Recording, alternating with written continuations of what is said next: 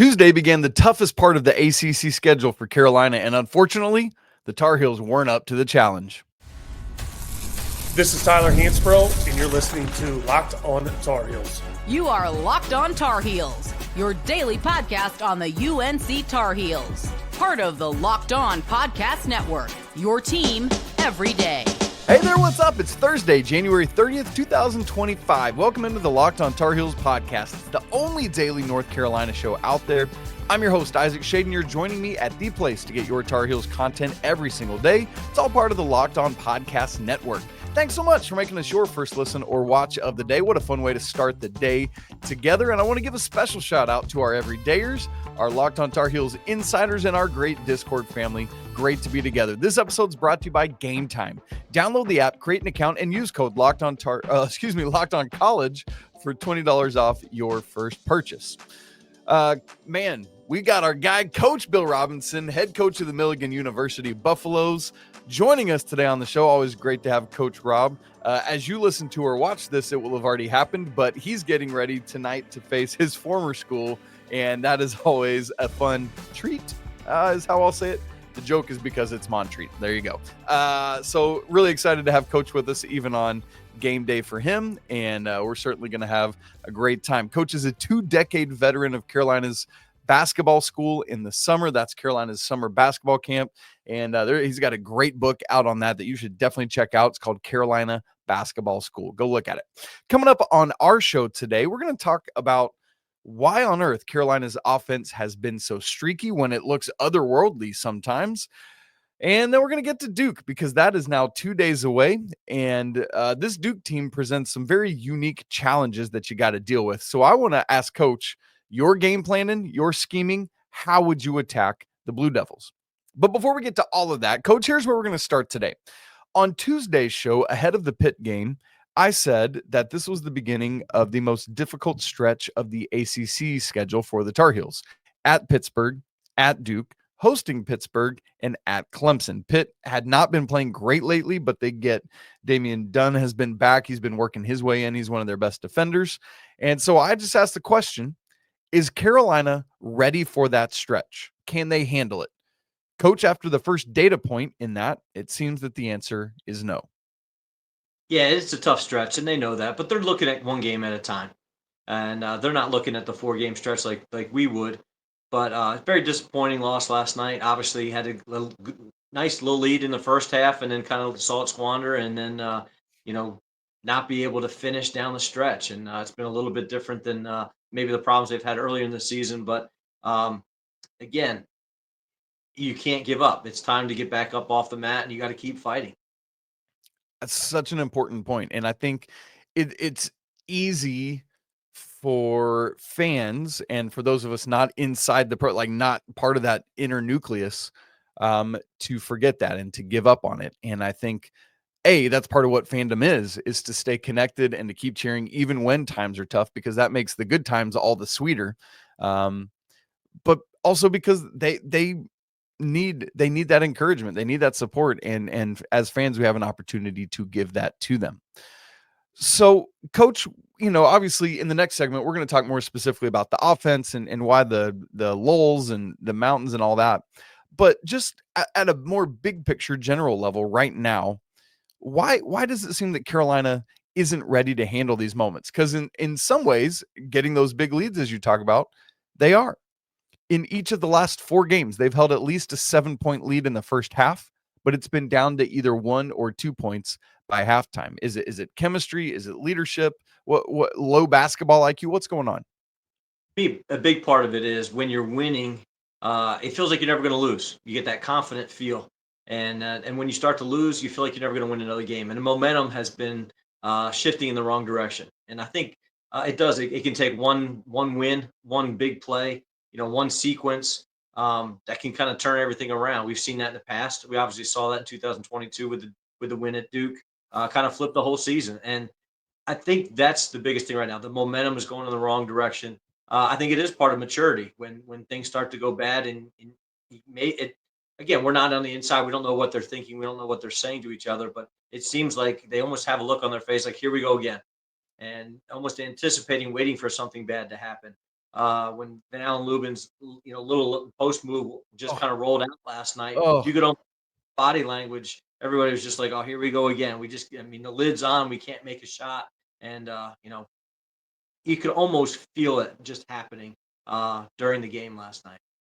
yeah. I mean, that moment. I mean, that ball was down. It was a great look from RJ. Just a little drop off to Van Allen Lubin, and that it's got to go down. Unfortunately, it didn't, and it spun out as you said. And coach, to that point of hey, here we go again. That whole thing of it. There were multiple times in that game on Tuesday night where it looked like body language was really bad. There was a play in the first half where Elliot just shrunk after a bad play. It was really interesting. Jay Will on the broadcast as the game was winding down. It got to like the 24-second mark, and Pitt's headed to the free throw line, and the game seems bleak. The outlook is bleak, but there's still hope and there's still possibility there. But as Jay Will said on the broadcast, Pitt's huddling up, and Carolina is all segmented and not doing those things. And that body language seems to indicate exactly what you're talking about. That here we go again, but also feels like they didn't feel like they still had hope, even when there still was hope.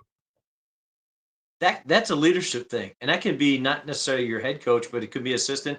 It could be a player. It could be somebody who's redshirting. It could be anybody over there that just should be stand up. Hey, get together, huddle, huddle. Just somebody to yell it out, and it just seems like maybe that cloud is over everybody right now. But it just takes one person just to be vocal and to be able to get everybody together. It doesn't seem like there's somebody on the floor to do that right now. We obviously know it's not going to be RJ, but somebody's got to take that leadership role and just say, hey, we got to get this together here. Somebody's got to recognize that and pull everybody together. It just didn't happen last night. There was one time during the game I noticed Ian doing it, but didn't, there wasn't consistency to that throughout the game. And coach, I hate to say much to your credit, but much to your credit, you identified this as a potential problem this summer when we talked about who is this year's Cormac, who is this year's Harrison. And after seeing things at summer camp and some of those games, I think you saw early what coach is talking about all season long of how quiet these guys are. I remember in one of our shows this summer, you said, I don't know who it's going to be. Somebody's going to have to emerge. Somebody's going to have to take on that mantle. But I don't know who it's going to be. And coach, it stinks, but here we are January 29th, 6, 7, 8 months later, and we still have the same conundrum. Who's it going to be? Yeah, and I'm still not sure who it's going to be. It's hard to be a freshman. It's hard to be somebody who's not playing. RJ, it's not part of his makeup. And I think it's got to be Elliot. I mean, just my personal feeling, it's got to be your point guard. And he's got to find something inside of him to say, okay, this is my team. I'm the one driving it. Then I've got to be able to know where it's going, and I've got to direct it. I've got the steering wheel. Let me direct which direction it's going, and maybe how fast we go. So to me, it's got to be Elliot in this case. Yeah. And we'll talk about some of Elliot's struggles here in a second of why he was unable to help things multiple times on Tuesday night. And coach, there is this level at which if the same things continue to happen over and over, you talked about how now we mentioned on Wednesday's show, it's kind of switched now from no longer is it the big first half deficits and having to play catch up. Now it's you get a lead and you can't keep it. And so it's like, if these same things continue to happen over and over and over, coach, I was trying to think through, like, what does that indicate to me? At one level, it could be players know what they're supposed to do and they're not executing. Another level could be the players don't know what they're supposed to do, so they can't execute. Another level is perhaps there haven't been consequences for when things aren't, like you didn't do your thing, so now you're benched or whatever that is. I feel like there are multiple things of what could be. Why do these same things happen over and over and over again? Coach, are there other things that you would identify? Do some of those that I just said seem to make sense? Where would you pinpoint? I think a lot of it right now has to do with the defensive intensity. It seems like when they get down, they turn up the intensity, the fire, all of a sudden burns, and then they make a great comeback. They get a little bit of lead. It seems like the defense kind of maybe just lets down a little bit. That's my personal opinion. That's kind of what I've seen, and it doesn't take long. I mean, those 10-point leads go to 2-point leads in 4 possessions, or 49 less than. seconds. 49 Yeah, seconds. yeah. So it happens very quickly, and I think that's the only thing you can really understand. The decision making at the offensive end leads to bad decisions at the offensive end, lead to easy opportunities or at least open opportunities at the other end, and it's just been very inconsistent. It's hard to understand. It's really hard to understand where guys make great decisions sometimes, and then they all of a sudden make bad decisions. But it's part of basketball. It's part of putting your job on the line with 18 and 20-year-old, 22-year-old kids. That's And right. been for a long time, and I understand the frustrations of it. Yeah. Yes, you very much do. And I think that is a good reminder to all of us of, as we sit behind computer screens or type and do things like Coach Davis and the rest of the staff, just like you do with your team, Coach, are putting their lives, their occupations, their livelihood on the line for these young men, and they continue to show up and be there and do it. I loved post game. Coach was asked like, "Hey, how do you keep the locker room together?" And Coach just chuckled and he said, "That's the easy part, man. I love getting to be with these guys, and I love getting to be around them and be part of their lives." And so I think that's just a healthy reminder as we have these conversations. Coach, you just mentioned the lack of consistency that tends to happen, and that's exactly where we're going to head next. The Tar Heel offense is so streaky, sometimes looking unguardable. Other times, Coach, it kind of looks like maybe you and I could get out there and take care of business on the defensive end, maybe get 3 other people to shuffle around with us. Why is that? We're going to try to answer that question in just a second.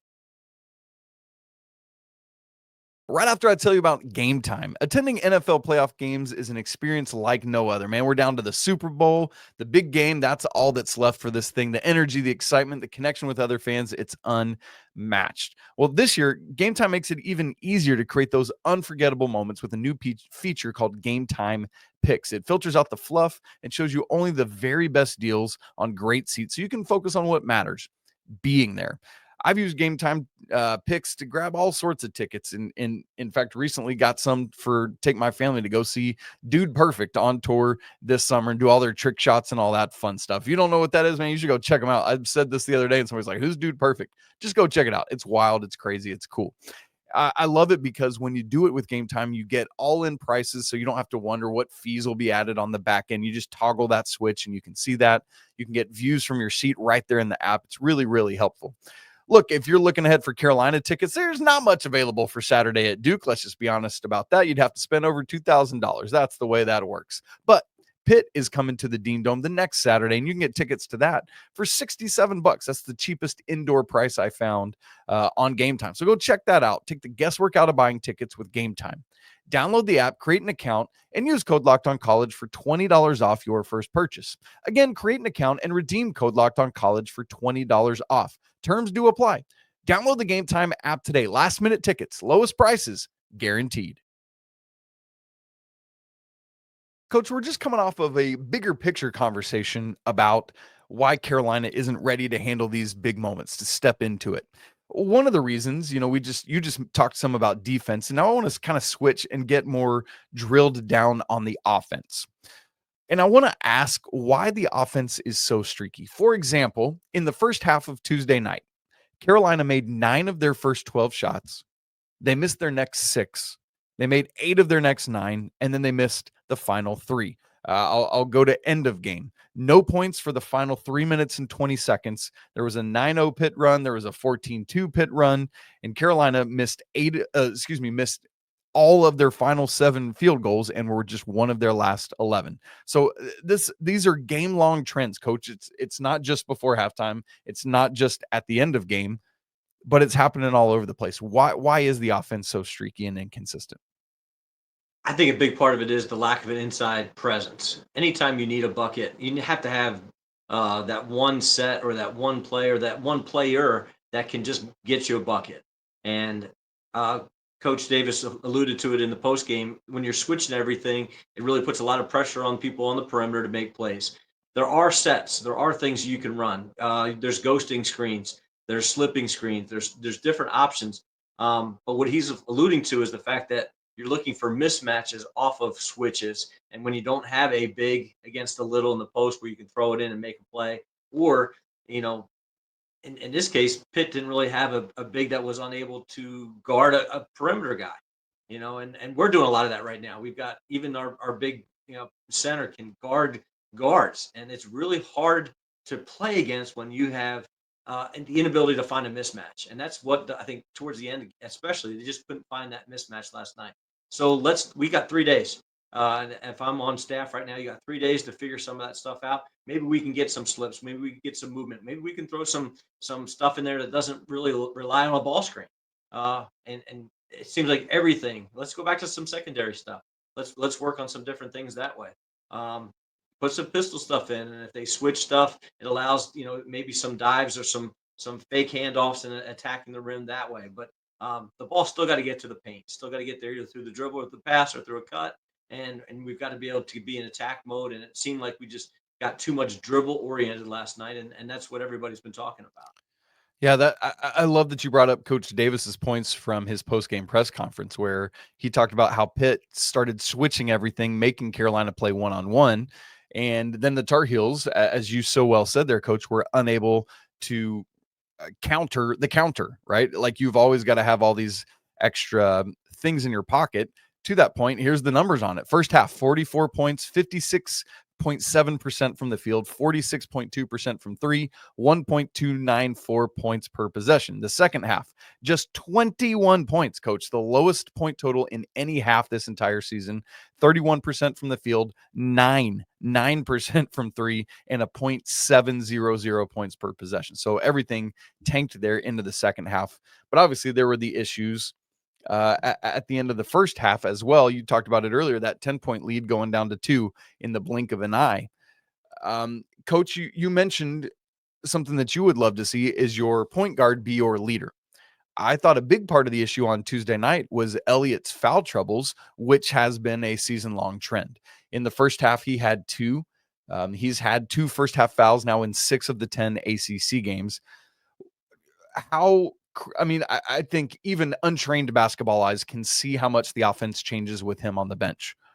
Why is that, and why is he so critically important to be on the floor? I mean, he's your go guy. He's the one who makes everybody else better. And the rhythm is there, the ability to get everybody else involved. The fouls are okay if they're calculated. And we talk about foul for profit. You get a guy in there and he's a bad free throw shooter and he's attacking. You can put him on the line and let's foul him. But he's getting bad fouls. He's getting fouls 60 feet, 80 feet from the basket. He's getting ones that he just seems to be maybe a little too aggressive on the ball. And those are things. I mean, he's a sophomore, second semester sophomore. We consider those guys juniors at this point with the amount of games that he's played. He's got to make better decisions at the defensive end of knowing how to guard, how the officiating is being called. And those are the little things that the officials know too. Hey, this guy's known for being handsy a little bit. We played a guy Saturday who's fouled out of 5 or 6 games. It was part of the scouting report. Strategy, part of our strategy.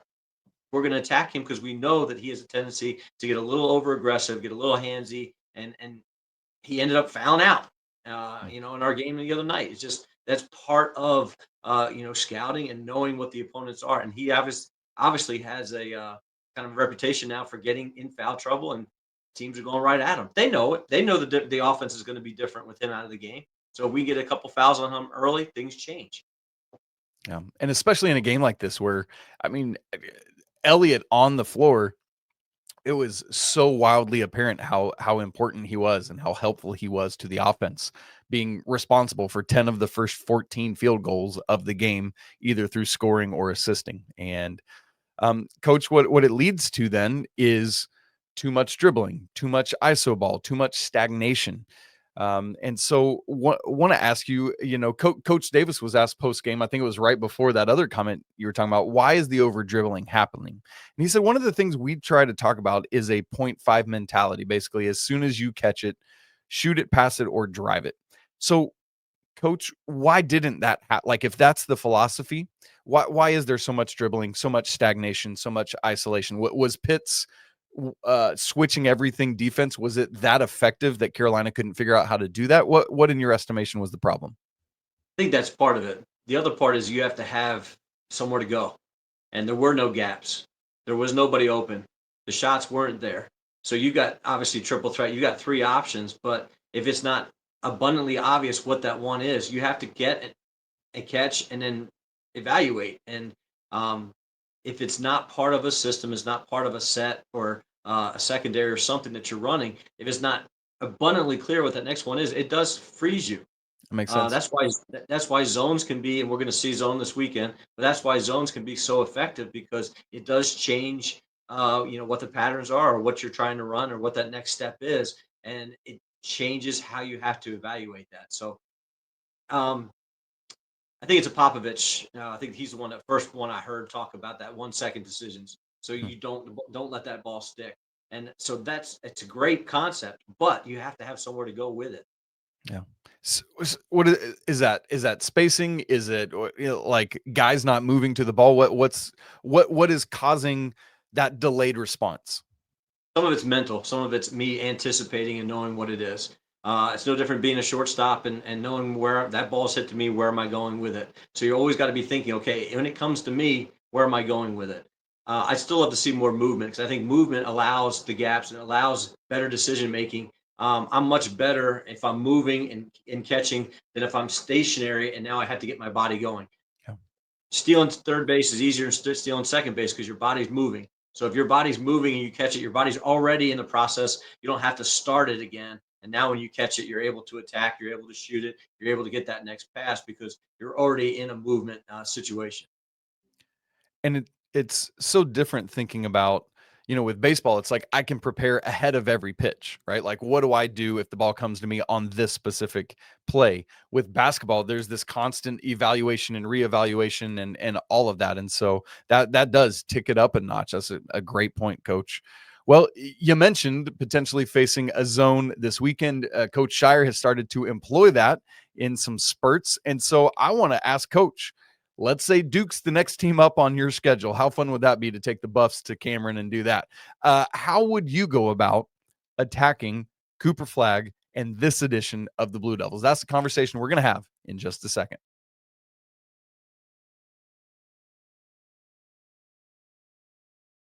All right, Saturday night, 6:30 p.m. Eastern time. Of course, it's going to be on ESPN.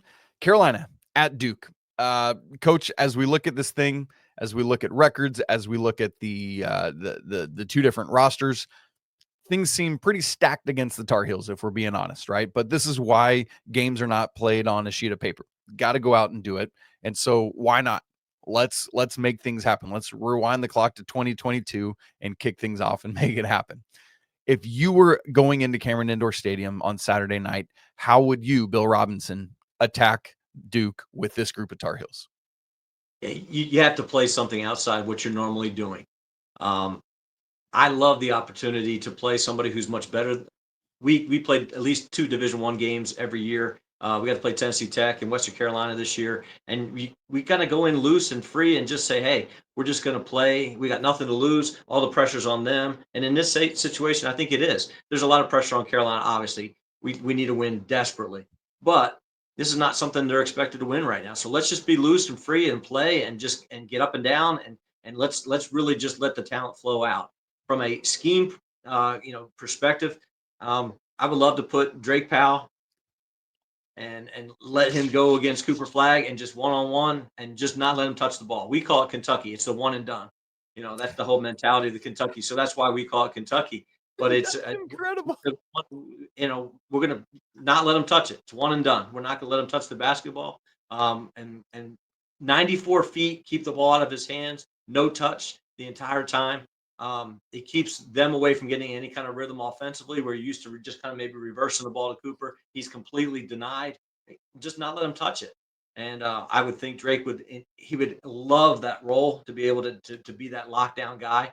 But it's going to take something different, whether it's playing some zone, whether it's pressing some. But the biggest factor in those games, and this is something I've learned over. I mean, we've played a ton of those Division I games over the years. The second shots, the third shots, the rebounding is what really comes down to it. So that's the biggest emphasis I think for Saturday night. You cannot give them second, third shots. They shoot 47% from the field. They shoot great percentages from the free throw line, from the 3-point line. You can't, they're going to make shots. You just can't give them a second one or a third one. And to me, that's the biggest factor. Can't turn the ball over, live ball turnovers, the same factors you would have in a normal game. Take care of the basketball, make your free throws, make open shots. All those same things that you would normally do. But it's even ratcheted up a little bit because of the obviously because the margin of error, as Coach said, is very small right now. It really is. We've been talking about that so often, with Coach. I can't remember if you and I have talked about this, but I went back and looked at the 3-minute mark toward the end of regulation of all 10 ACC games. In 8 of them now, Carolina, the score has been within 1 possession in 8 of the 10 ACC games with 3 minutes to go. And Carolina's 4-4 in those games. The other 2 games, the outliers, they were up double digits. The Tar Heels were. And so it's just to put some numbers on that point you just made about how thin the margins are. You talked about those live ball turnovers. That was a big bugaboo against Pitt on Tuesday night. That's got to be rectified. 22-4, I think, was the second chance points margin in favor of Pitt. And we know that we've struggled with ending defensive possessions with a rebound. Coach, against Duke Saturday night, Pitt was a lot bigger and longer than Carolina in terms of height. Duke even more so. Is it a matter of boxing out? What are the issues that Carolina has with finishing possessions with a defensive rebound? Yeah, I think part of it is being able to get in there and make sure position wise you can box out. The main majority of rebounding now is long rebounds off long shots, and you just got to out hustle people. You got to win the 50-50 balls. Some of that is technique. You hear people say, well, rebounding's 10% technique, 90% heart. And that's really what it's going to come down to, the heart and whether they can go get them or not. So, between that and I think a lot of late game situations that you can practice over the next 3 days, we're hoping that in a situation that with 3 minutes left, we're still in a game. Well, throw some new stuff in, new offenses, have a bunch of offensive sets ready for the zone, and not just standing around on the perimeter passing and somebody shooting late shot clock. Let's run some good stuff and really get the ball to the high post and be able to break people down. Those are the type of things I think 3 days to prepare is great. It's not too much, but it's enough where you've got 3 days, work on some stuff today, maybe go hard tomorrow, and then, that Friday you're ready to get some shots up and out of bounds plays and being ready to attack on Saturday. And I love your scheme and plan for guarding Cooper Flagg. We've seen a couple teams be potentially successful here recently. Wake had a lead. NC State had a lead. Neither of them could finish it off. But I think at least in part due to the fact that they went after Cooper Flagg. They weren't like, oh, he's potential national player of the year, let's stay back. No, it's like, get after him, get into his body, and let's make him make plays. He can make a lot of plays. Let's not mistake it. He's a phenomenal basketball player, but he is a freshman. And this is his first Duke Carolina game, so make him uncomfortable. I love it, Coach. Any other thoughts going into Cameron for Saturday night from you? I think it's a great time to put some new stuff in. Those coaches are watching every bit of film, every possession you've done. So let's try to run again. We got Montreat tonight. They know us really well. We're an hour and 15 minutes apart. We need to throw a couple little wrinkles in of things that we haven't done before, just to be able to make that scout a little bit harder. Whether it's offensively or defensively, we want to be able to mix in some stuff that they haven't seen before. This is a perfect time with 3 days of prep to be able to get some new bullets into their gun that maybe they haven't done before. Coach, one last question, more just on the humanity side of things. I know we're several months past it now, but there were the storms and everything that went on there in Western North Carolina. And I know for folks who are unaware, Montreat is in Black Mountain, North Carolina, where there were a lot of troubles. Coach's house, I'm imagine you don't mind me saying, his old house, literally the foundation is still in place, but it just slid like 50 feet to one side. And so, Coach, yeah, craziest thing. Do you know how things are there in Black Mountain? Because I know that is we're talking about you and your team, but that is dear to all of us who care about the state of North Carolina. Yeah, Black Mountain and Swannanoa especially were hit very hard. There's still people living in tents. There's still people that are struggling a lot. And obviously the fires in California were horrible, and we hate that. But, man, I see all those commercials for giving money there. People in Western North Carolina still need help. They still need aid. And Montreat still hasn't played in their gym. They've been practicing in anywhere and everywhere that they can play. UNC Asheville has been very gracious to allow them to play their home games there. They're actually 7-1 this year at home, which is not even a home game. It's just being able to play at UNCA. So it's been it's a strange year, but Montreat, they're great people, and the Lord's taking care of them, and the school has continued somehow without having an athletic facility. The river ran right through the gym. I mean, this little creek that's about 6 feet wide was this roaring river that just went right through the basement of the. I mean, it rerouted. It went straight through the basement, and the gym was condemned, but they were able to save it, and hopefully by the summer they should be back in the gym. The floor is being put down. I think it's already in, and they were hopeful that maybe even by the end of February they'd be able to get in. But it's just been a really tough year for people in Western North Carolina.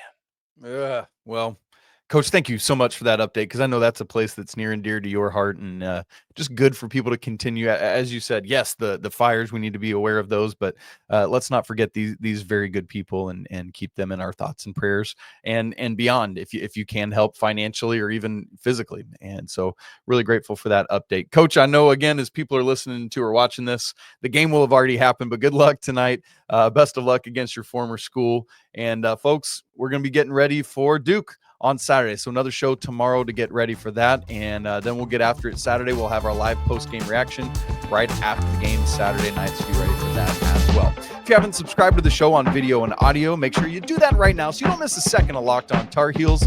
If you haven't joined our Locked On Tar Heels Discord family, we'd love to have you there. That link is in the show notes, and it's absolutely free to join. And also, if you want to go even deeper with the show, Locked On Tar Heels Insiders is a way you can connect directly with me and get some other perks as well. A great way to help support our show. It's always a great day to be a Tar Heel. We'll talk again tomorrow, but until then, peace.